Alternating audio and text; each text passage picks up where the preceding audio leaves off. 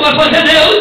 Eu vou pegar agora e vou levantar um homem por nome de Elias. Elias, o tisbista. O que é isso, Senhor? Um homem que está habitando lá nas montanhas de Gileade. Não tem ensino, não tem curso, não tem diploma, não é formado em bacharel, não é formado em mestrado. Ele não fica esse negócio correndo atrás dessas coisas, mas é um homem que a qual ele executará a minha vontade. É um homem que a qual irá quebrar o altar de Baal aqui dentro, irá levantar de volta a minha glória, porque Deus, amado, ele não está em busca de alguém. A vez você deve ser pregador, eu estou aqui nessa noite, mas eu não tenho curso de bacharel, eu não tenho curso de teologia. Pregador, eu não sei, pregador, falar bonito.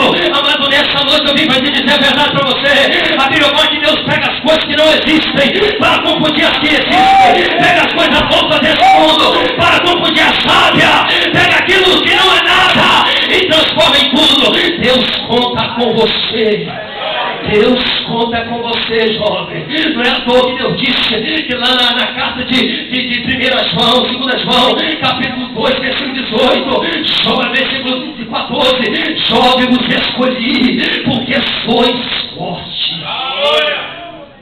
Jovem, vos escolhi, porque sois forte, e já vencejam a lei. Escolheu, o pastor escolheu. E venha